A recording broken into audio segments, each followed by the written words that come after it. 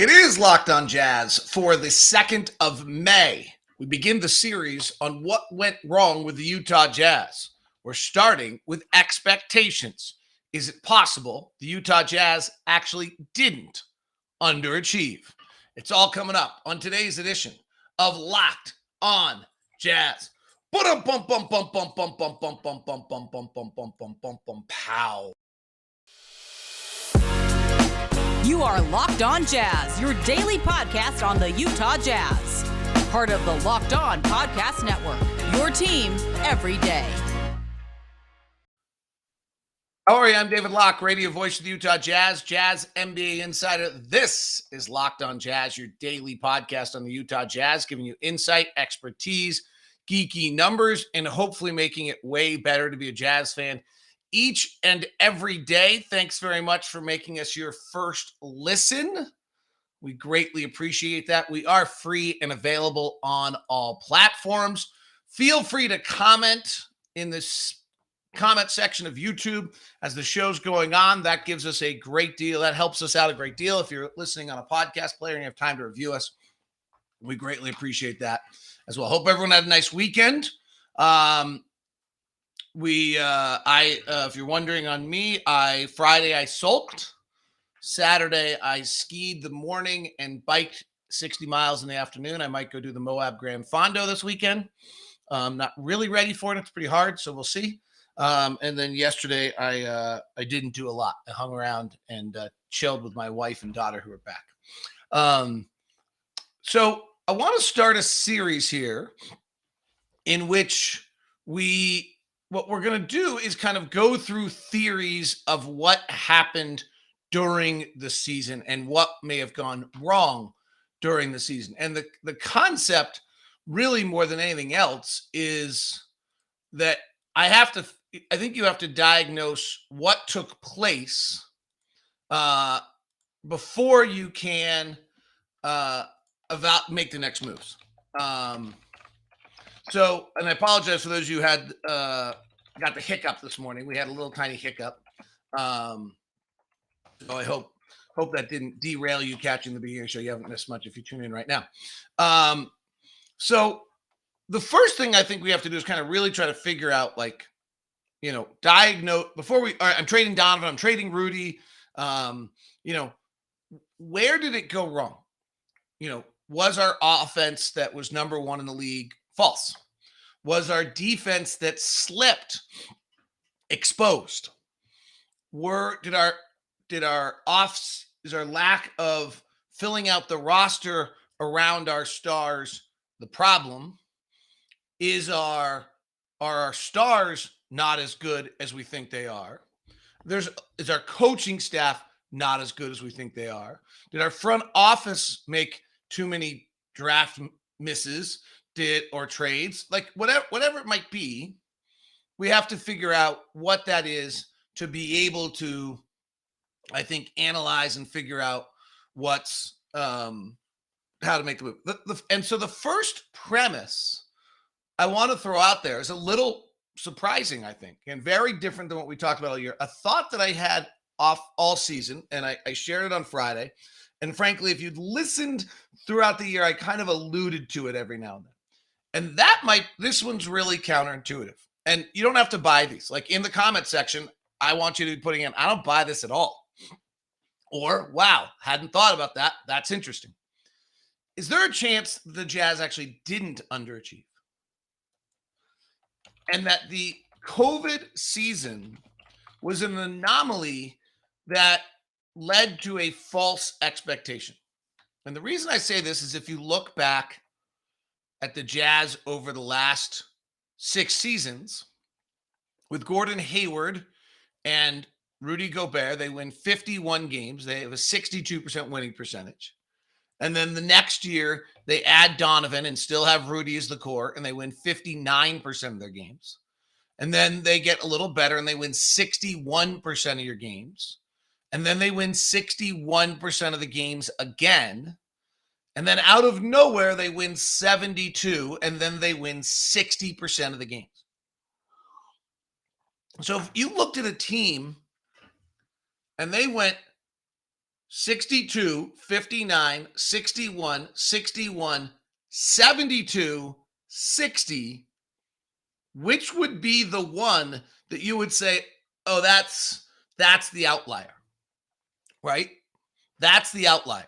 Something funky happened there that allowed that to happen, that gave the Jazz. And then when you look at that and you say that that season is truly was a season that was abnormal, well, now that suddenly jumps out to me a little bit, right? So if I have that line of thinking and that line of years in which this takes place, and then all of a sudden there's 1 year that's blippy, the first thing I would say was, is there anything different about that year? If I was just doing this analysis. And the answer would be, yeah, there's a lot that's different about this year. A lot. It was during COVID. There were no fans in the stands.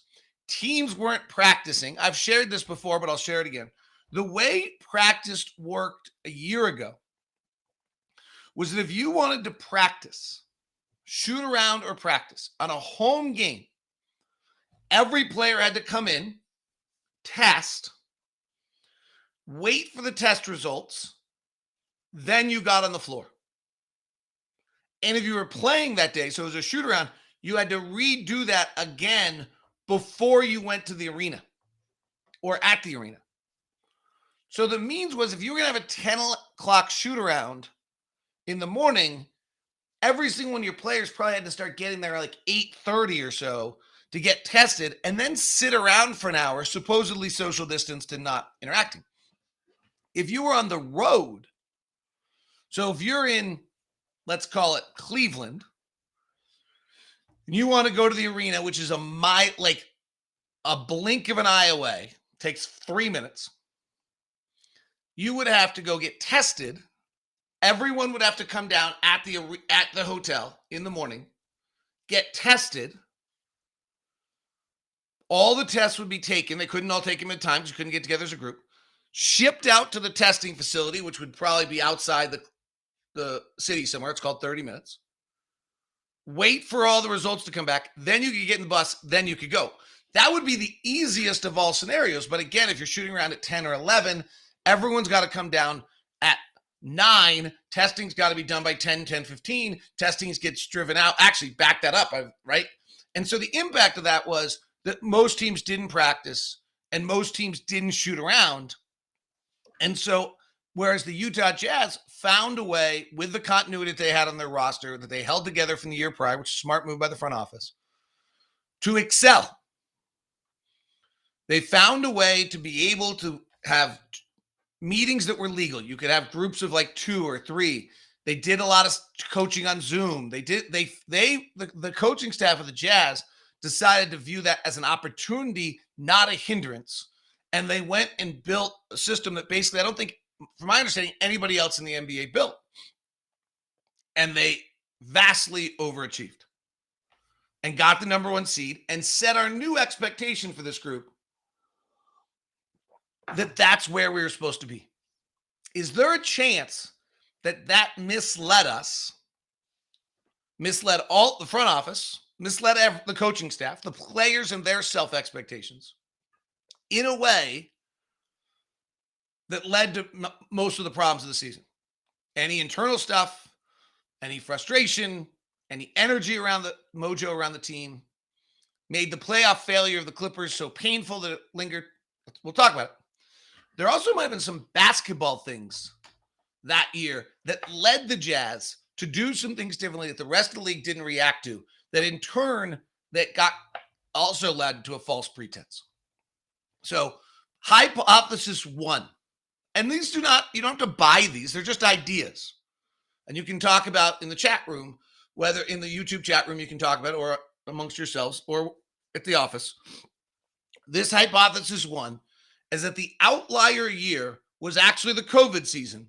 And otherwise, we've been pretty true to who we are. And then that would mean you build the team. What you do in the offseason is a little different based on this. Okay. So that's the first concept. Today's show is brought to you by Murdoch Chevy, located out in Woods Cross, also in Logan. My good friends over at Murdoch, Blake and the crew and Ben and Tyson and all them, got to love the fact that they've decided that they will not charge you more than MSRP on any vehicle, despite the car shortage, despite the fact that most people are doing it, despite the fact they could get away with it. Blake simply said to me, I don't want to have a relationship where I run into someone at the grocery store, the church, wherever it is, and feel as though I took them. It's not who we are as a family, and it's not who we're ever going to be. The Chevy lineup, the trucks, the Silverado, the Colorados are amazing. The SUVs lead off with the Utah County assault vehicles, the Suburban, and the Tahoe, and then they run down to the tracks and the Traverse, and they're truly amazing. So feel free to go check it out at Murdoch Chevy in Woods Cross and Logan. If you want to set up a meeting, feel free to do so. Today's show is also brought to you by Built Bar. They've got the new granola bars. It's a new experience. It's 15 grams of protein. It's the coconut chocolate, it's the chocolate peanut butter, and the white chocolate berry granola bars. Still 100% real chocolate and still 100% really delicious. You can get the mixed box if you want to as well. I was down at the other day at the Built Bar factories and got to see it. The coconut marshmallow puffs, the churro puffs, the banana cream pie. And by the way, those people like Nick Angstead talking about the double brownie batter puff, whatever it was, incredible. Absolutely amazing. Check it all out. The regular bars are still there too. 130 calories, 2.5 fat grams, 4 net carbs, 4 sugars, 6 grams of fiber, and 17 grams of protein. It's all at Built Bar. All right, so the first premise that we're throwing out there today, thank you very much for making Locked On Jazz your first listen of the day. For your second listen, go check out Locked On NBA Big Board. That's our draft show carrying you through. Chad Ford has retired, and Rafael Barlow is the new rising draft expert, and he's giving you all the expertise. He's been in Europe much of the year. Jazz don't have a pick, but we're going to do a lot of draft stuff because the chances are the Jazz make a trade that end up with a pick, and so we should know who maybe they're trying to target or who you want to go get. So we'll be doing a lot of draft stuff as well. And I like the draft, and we'll just hang out and do it. All right, so the first premise is that the outlier year was the 2020-21 season, and everything else is actually looks like it would be, if you had a graph, it would just go da-da-da-da-da, boop, now. That's exactly the sounds of the graph. And so why is it fair to say that season could be somewhat of an outlier? And so here's part 2 of that concept. Part 1 is that the Jazz had a game plan. Part 2 is the Jazz went and did some things differently than the rest of the NBA. They played a style of game in 2 ways that was different than the NBA. And it reminds me a little bit of what Memphis did this year. Memphis this year, I thought, tricked the league, and the league was really slow to catching it. Memphis played with an incredible tenacity on the offensive glass, and then Memphis played in transition at a level that most teams cannot. So the first thing the Jazz did is they started to win a math battle. They started to play early in the shot clock, and with more, and started shooting threes in the shot clock in a much earlier way than anyone had in the league prior. The first 6 seconds of the shot clock, they were getting threes off at an incredible rate, a rate that was unequaled around the league. And I think it allowed for the Jazz to surprise the league and play in a style and shoot particularly well that the rest of the league didn't have. So the Jazz went and took, in the 2021 season, the Jazz took 49.5% of their shots in the first 6 seconds of the shot clock as threes. The league average at the time was 35, and no one had even come close to doing anything of this sort before. If you look back at the 1920 season, Dallas took the most at 44, and the league average was about 35% of your shots as threes in 1920. And the Jazz jumped up on that number and exceeded it in a manner that the rest of the league really wasn't particularly ready for. And then they shot the lights out. They shot at an effective field goal percentage of 57% in those early opportunities, and they hit about 40% of those threes. And if you looked at the first 8 seconds of the shot clock, the Jazz were taking 50% of their shots as threes. which was the most in the league. And the league average was 37%. And the Jazz just shot it super well. The Jazz QSI, which you've heard me talk about before, which is shot quality, was through the roof. I don't remember the number. It was through the roof. So the Jazz played a different style. The first thing they did is they shot and they got out early and they shot. And the rest of the league didn't really react to it in the same fashion as they do some other things. And this season, as teams prepared, particularly as we saw in the playoffs, teams prepared and got a little more used to that. And that number went down ever so slightly during the season, from suddenly us taking 50% of our shots as threes to taking about 44%, 43% of our shots as threes. And our shooting went from that, the number I gave earlier, down about 2 or 3 percentage points. Don't have them exactly, but it was a sign that the league had adapted and begun to understand what we were doing. The other thing that happened this year is that there were fans in the crowd, and league shooting was not as good this year as it was the year prior. If you go, and so that gets back to the blip theory and a little bit of the blip theory. And now let me again start where I did at the beginning of the show. I have to probably repeat this a lot. On all of these, all of what we want to do on everything right now is take the one singular reason why the Jazz did not have the season we anticipated and pin it on that. And the fact is that I think by the time we're done with this week, we're going to have like 12% this, 13% this, 14% this, 15% this, 18% that. And that's the reality. And so this is probably a piece of the equation. And if you're listening to this show, it's as though I think it's the only thing, and that's not true at all. But it's a part of the equation of what took place. And I think that's really what I'm trying to show you, is that there's a bunch of parts of equations here that can happen. So one thing that happened this year in the NBA is that the three-point shooting went to 36 in 1920 regular season. The NBA from three, so go back, this is back to 3 years ago, shot 36.3%. And then this year, the NBA shot, waiting for the number to come up, I think about 36.3%, actually. I thought it was about the exact same.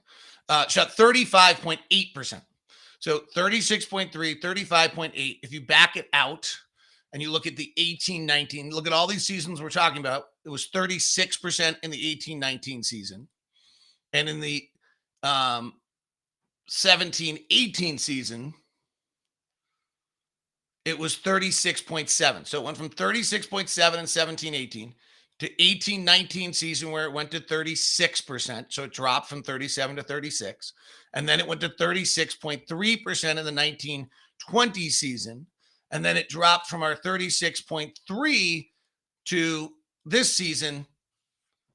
And that a little bit, that 36.3 is because of the bubble, which gave us an end of season jump 30 to 35.8. And if you look at the middle season with no fans in the crowd and all the COVID restrictions, it was a 37.2% shooting. So the outlier that year was that shooting was too good, was much, or not too good, was just much better than it's ever been.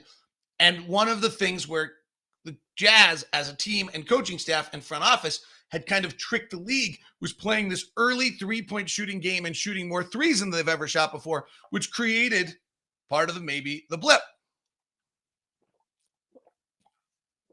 Right? And so there you have part two.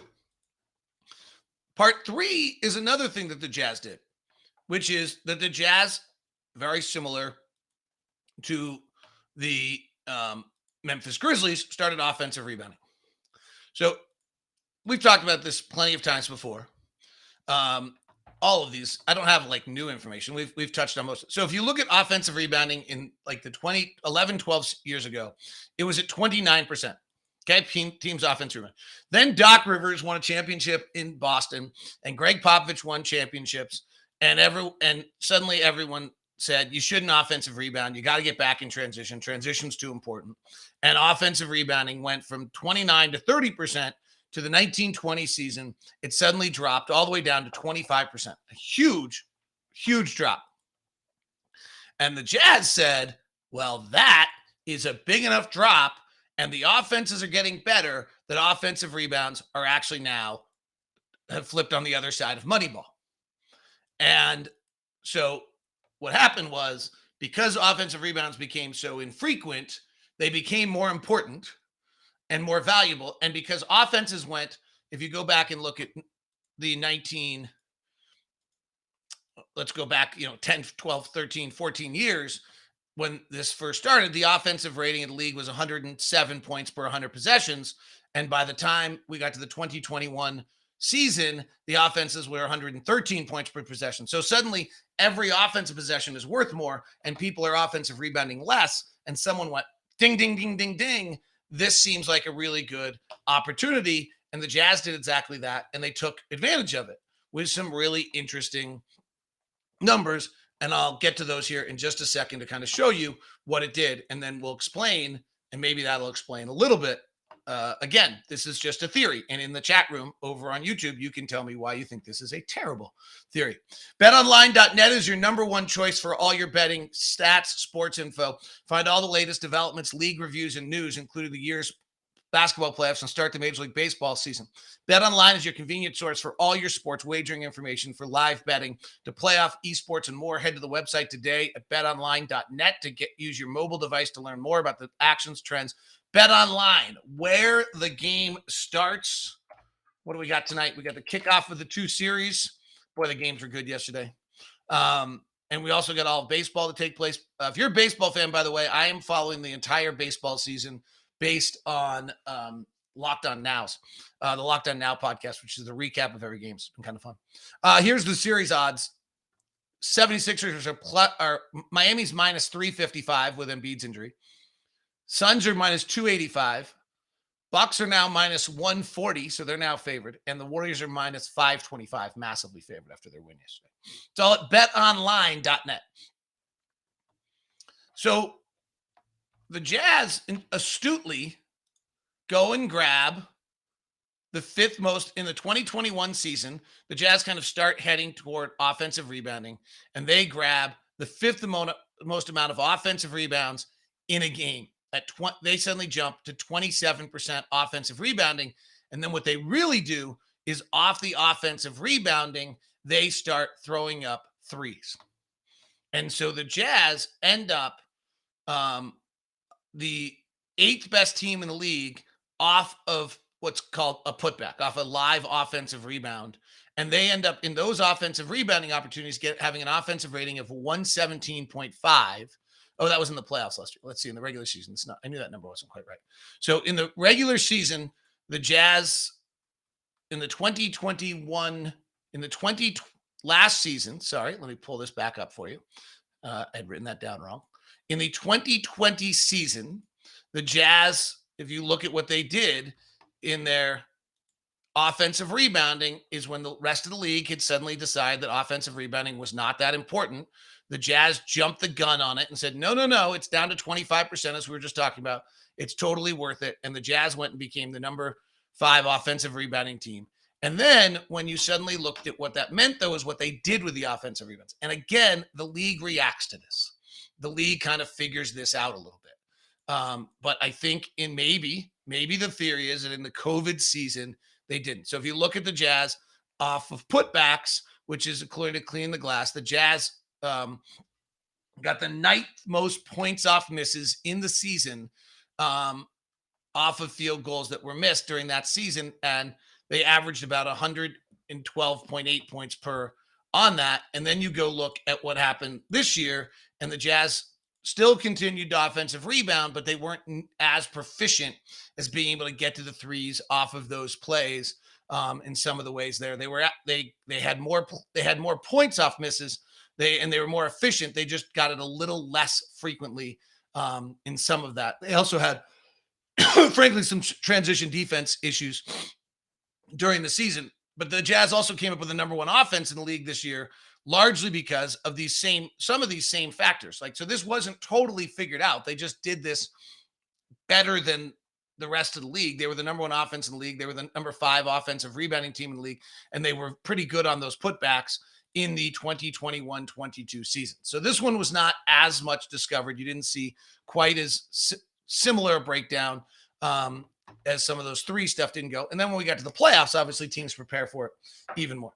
So I don't know. This is just a theory that I think we probably should have to the season, of whether or not, the blip on the radar, and that as we evaluate this team and look at trying to make the changes for the next season, the impact of this would be that you look at the team and you say, you know what, truly what this is a 4 or 5 seeded team that wins about 59 to 60% of their games, which is outstanding and very natural in the progression of Donovan and Rudy.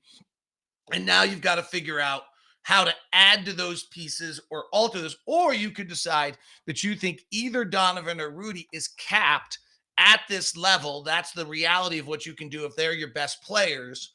And so you have to decide whether that's okay or how can you complement them more. I mean, the other part of this is like when you think about our expectations, the stars we have on our roster, I'm not sure that either, Donovan and Rudy, I think were both third team the year before. Maybe one of them was second team. And I'd have to go check. Maybe Rudy was bigger than that. When you look across the NBA at this point, and like we don't have a Luka, we don't have a Jokic, we don't have a Steph. We don't have Chris Paul, frankly, is really, quite a world-class star, and Devin Booker is an MVP candidate. Like we don't quite have some of those caliber level stars that exist.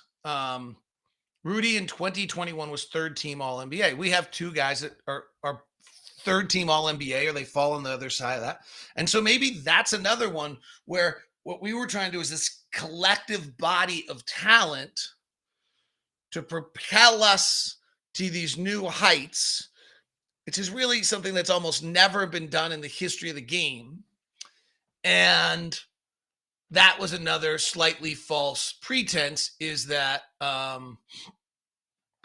is that frankly, those that led to a little bit of a false expectation that collective body of group that we're trying to propel forward with Boyan and Mike and Joe and George and all that the year before, and then differently this year, was actually a model that, frankly, when it gets right down to it, isn't one that actually does a lot of that actually works. Frankly, it's a star-driven league, and you go as far as your best players go, and that Giannis Antetokounmpo was the best player in the world last year and won the title, and Chris Paul has been otherworldly recently, and Devin Booker has vaulted himself up into a different stratosphere as a player, and that's allowing those teams. And Memphis would be really interesting. Memphis will be interesting to watch. I think Memphis, if you buy this theory, you can decide it's not great, is what you'll find, I think, is that Memphis may fall into this a little bit. We'll see. Like Memphis ran on everyone more than they're used to. They got a great seed in the playoffs, so they won a playoff series against an inexperienced team. They came back and beat them a bunch of times, very similar to what the Jazz did to Memphis last year. And that then now they hit the Warriors, that they run into a little bit of a wall, though they gave a hell of a fight the other night, and they might still win that series. I mean, they match up super well with the Warriors.